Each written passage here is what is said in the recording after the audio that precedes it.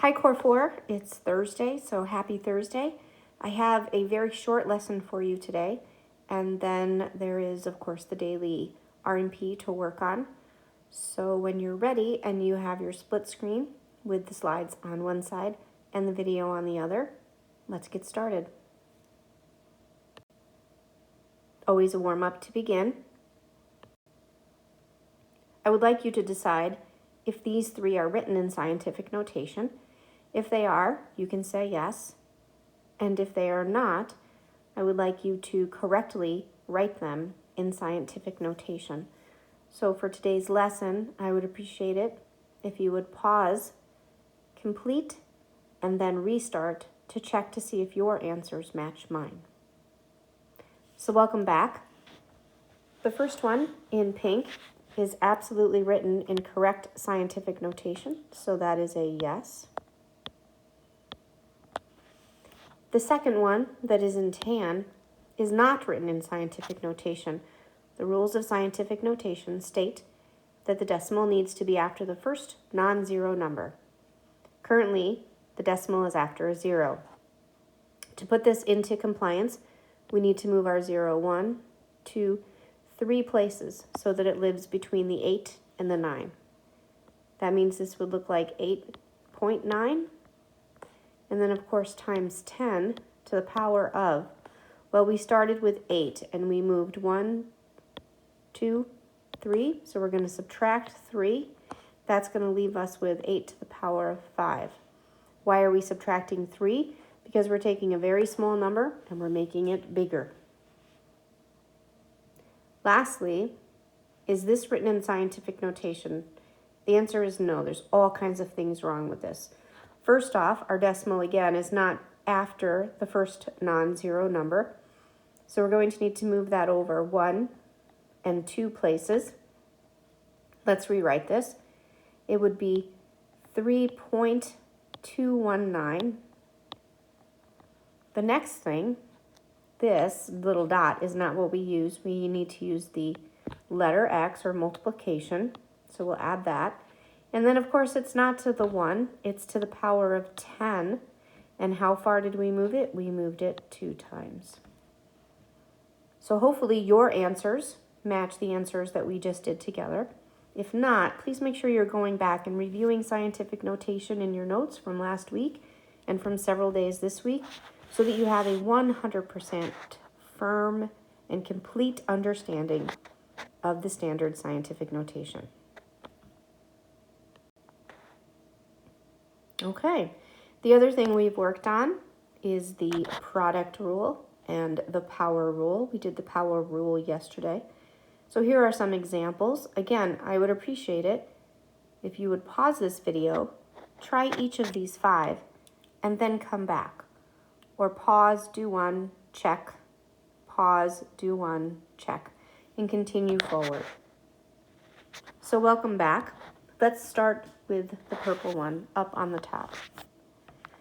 We have a power rule here, which means we need to take our 5 and we need to distribute that to each one of the variables and constants that are inside the parentheses. What that means is we end up with 7 to the power of 5, x to the power of 10. Remember, this parenthesis right here causes the exponents to be multiplied because parentheses in mathematics mean to apply multiplication. We will not simplify 7 to the power of 5 because that's not a common number that you would see. So please leave that as 7 to the power of 5. All right, let's move on to the green one. So we have an 8, x to the power of 3, 2, x to the power of 2. Our common base is the x only. The 8 and the 2 are just being multiplied. So that's the first thing we're going to do. 8 times 2 is 16. Next up, we have the x's.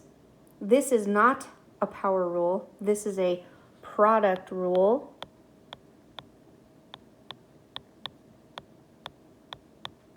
Which means with the product rule, because there is no parenthesis, the power of the exponents is going to be added together. So we keep the base, we add the exponents. 3 plus 2 is 5. Our answer would be 16, x to the 5th. Let's move on to the yellow. Again, we are back to the power rule. We have an 8, which will go to the x, and then it will go to the 2. We will end up with 2 to the power of 8, x to the power of 8. Again, we will leave 2 to the power of 8 as is. You do not need to simplify that. Moving forward, what do we have here? Well, we have something inside of a parentheses, and then we have that raised to the power of 4. You need to go back. You need to remember your order of operations. Order of operations clearly states you do inside your parentheses before you do anything else. Exponents, multiply, divide, add, or subtract. So you need to look at this as a mini problem inside of an outer problem. The first thing we're going to do is we're going to take a look at our mini problem inside. This mini problem inside looks very similar to this problem up here. We have a 2 and a 4. They are not common bases, so we're going to multiply them. 2 times 4 is going to be 8. And then we have an x to the 6th and an x to the 4. Common bases need to be combined, and the exponents are added when it's the product rule. So that becomes 8x to the 10th. But don't forget, we still have the rule that we're raising to the power of 4. So we are not done because we still have parentheses and we still have an exponent. So let's go ahead. We're going to take the 4, we're going to distribute that to each one of our variables and constants inside. That's going to end up with 8 to the power of 4, x to the power of 40. And that is your answer, ladies and gentlemen. Think about that one for a second. Take another look. Let's continue. Last problem. Again, excuse me, we have something going on inside of our parentheses that we need to take care of. It is important that you take a look at everything inside of here. The first thing I'm going to do is go through to find common things. I have a 2, and I can clearly see that that 2 is not matched with anything else. And then I have A's and B's and C's. So I have A's, no other A. I have B's. And lastly, I have C's. I'm going to need to combine all of these first before I do what's inside, or before I do the outside parentheses and raise to the power of 3. So here I end up with my 2 because the number is going to go first, and then A to the 3rd because there was only one of those. B, 3 plus 3 is 6, and then C, remember this is a C to the power of 1, so that is to the power of 4, and now that's all getting raised to the power of 3. I'm going to go ahead and distribute this 3. I end up with 2 to the power of 3, A to the power of 9, B to the power of 18, and C to the power of 12. I'm going to go back and double check. 3 times 4 is 12, 3 times 6 is 18, 3 times 3 is 9, and 2 to the power of 3. In an instance like this, if you wanted to simplify the 2 to the power of 3 to be 8, you are welcome to do that. That would result in 8. A to the power of 9, B to the power of 18, and C to the power of 12. All right, let's move on. The exponent 0. What in the world does that mean? Well, we're going to have kind of a lengthy conversation about it, so pay attention. We'll see where we end up. X to the 0. The rule says any number to the power of 0 is always 1. But is that always true? And why is that true? So let's start at the beginning. So the number one in the identity principle, I'm going to go through one explanation. There are many for why this works. This is just the one I'm going to use today. If you asked a different mathematician, teacher, parent, person on the street, they might give you a different explanation. Mine is certainly not the only one, and it's not the best one, but it's the one that I'm giving you, so hopefully you can just accept that. We're going to go back to the idea of the number one being the identity principle, meaning whenever you multiply something by 1, it maintains its identity. It does not change anything. Therefore, it's universally accepted to always multiply by 1 because it never changes anything. So having that understanding and accepting that helps us move forward in our definition of why something to the power of 0 would be equal to 1. Let's start with something that we commonly agree with. That would be 2 to the power of 1. So if I have 2 to the power of 1, and I expand that out using our idea of the identity principle, I would say I would have 1 times the base 1 time. 2 once.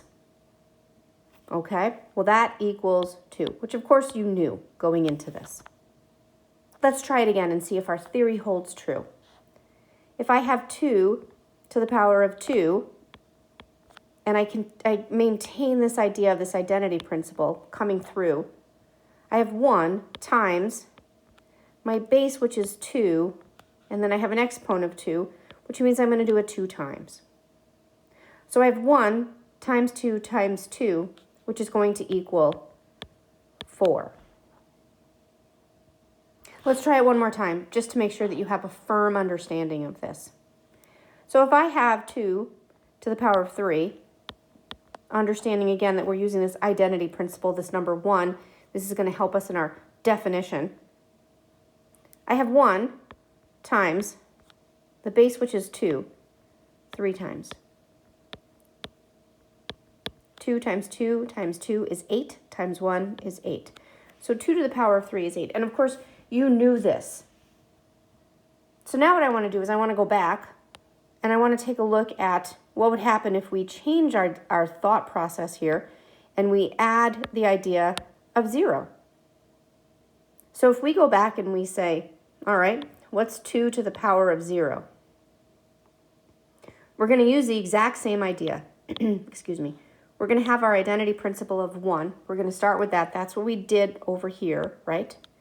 Times the base, which is 2, 0 times. Okay, so we're not doing it, right? Because it's 2, 0 times, which is nothing. It's not 0, it's just 0 times. So that means that's 1. Think about that for a second. If we go ahead and we use our logic and we say 5 to the power of 0, but let's start with 5 to the power of 1. We would still have our identity principle 1 times 5, 1 time, which again is 5. If we did 5 to the power of 2, we would have 1 times 5 times 5, which is 25. Then, if we did 5 to the power of 3, we'd have 1, and then we'd have 3 5s. And that is 125. So you can see that we're kind of doing a little bit of a cascading as we go down. We have our 1s that stay all the way through right here. And then we have our first 5, and then our second 5, and then our third 5, depending on what the variables are, right? So again, if we come back up and we take a look at 5 to the power of 0, so it is 1 times 0 5s, which still leaves us with 1. So this is one way that we prove anything to the power of 0 has the value of 1. Now, what I need you to understand when I say anything, I mean literally anything. If we talk about x to the power of 0, it still works. Let's do it this way. I'm going to go through the entire thing with x. We'll start with x to the power of 0, but we're going to go back. X to the power of 1, maintaining the identity principle. 1 times 1x, which would be x. X to the power of 2, which is going to be 1 times x, which is, as you know, x to the power of 2, right? It's a little bit redundant when we're talking about our variables. If we go back up to x to the power of 0, we still have 1, and then we have 0 instances of x. So times nothing, right? Which is 1. So when I say literally, I mean literally anything to the power of 0 is going to be 1. Now, having said that, I would think that at least Ishan is asking, well, what about 0 to the power of 0? So let's take a look at that. So our big question is, what about 0 to the power of 0? So why don't you think for a second, what is 0 to the power of 0? And I see hands shaking and I see people yelling, pick me, pick me, pick me. And I see answers coming through as 1 or maybe 0. Well, let's take a look and see if we can figure out what 0 to the power of 0 actually is. We're going to start the exact same way. Let's see where it takes us. If we end up starting, and change my marker back to blue, we're going to start with 0 to the power of 1. All right? 0 to the power of 1. And we're going to use the exact same idea of the identity principle, right? So it's 1 times 1 instance of 0. Well, 1 times 0 is, again, 0, right? Let's do it again. 0 to the power of 2. Again, 1 times how many instances of 0? 2 of them. We're still getting 0, right? Okay, 0 to the power of 3. I think you know where this is headed. 1 times 0 times 0 times 0. Still going to land you at 0, right? So now when we ask our big question, what about 0 to the power of 0? I think a lot of you are going to tell me now, oh, it should be 1. I'm sorry, it should be 0. I don't really know what it should be, Mrs. Brewer, Mrs. 0. But I feel like it should be 0 based on the pattern that we've seen. Well, there's an interesting case for this 0 to the power of 0, and there's quite a debate. If you ask someone, you might get a different answer than what I'm going to give you. We call this a contested mathematical definition, meaning depending on what side of the fence you are on here, you might have a different answer. So I'm going to give you both situations, both ideas, and then I'm going to tell you what we will be using as a class. Again, remember that this is considered to be a contested answer in mathematics. So if you have a different teacher, obviously you will next year, you may get a different answer. So let's continue. Let's do the exact same thing that we did with our 0 to the power of 0 as we did with our 2 to the power of 0 and 5 to the power of 0 and x to the power of 0, everything we did on the last slide. So if we follow the same suit and I have 0 to the power of 0, we're going to use the identity principle, which would be 1 times no instances of 0, which would be 1. So one school of thought would say 0 to the power of 0 is equal to 1 like all others. Like all others to the power of 0. So that's one school of thought. The second school of thought says, hang on. That's not right. So our second school of thought clearly states that this could not be true because anything to the power of 0 needs to remain undefined.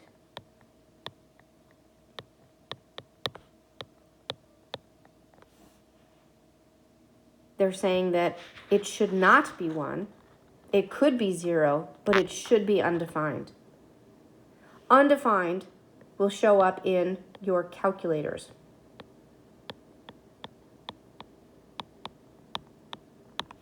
Okay? So, what do we have? We have multiple versions. We have 0 to the power of 0 could be 1. It could be undefined. And there are some on the planet that believe that the answer to this is 0. What are we going to be using? Well, in this class, we are actually going to be using the idea that 0 to the power of 0 is going to be undefined. All right? You're not going to see it that often, but 0 to the power of 0 is going to be undefined for us. So hopefully that answers your questions. There's a lot to learn as far as this goes. Mathematicians are continuing to answer big questions like this in better ways for us. They will at some point, I believe, settle the debate and come up with an answer that all of us are going to need to accept if it's not our answer, or celebrate if it was. But currently, that's where 0 to the power of 0 lives. You decide which you think is best. But we will be using in this class, 0 to the power of 0 is going to be undefined. So now that we've settled that, or maybe not, we're going to try some examples. Pause the video and practice what you see, and then come back to me, and we'll go through the answers. So welcome back. Let's go through these. They won't take very long. 3 to the power of 0, it is 1. 7.89 to the power of 0, it is 1. 0.98 to the power of 0 is 1. Are you kind of getting the gist here? -3 to the power of 0. Any thoughts on that one? I would guess that a lot of you said 1, which is incorrect. What do we actually have here, ladies and gentlemen? We actually have -1 times 3 to the power of 0. Remember, you could kind of do this.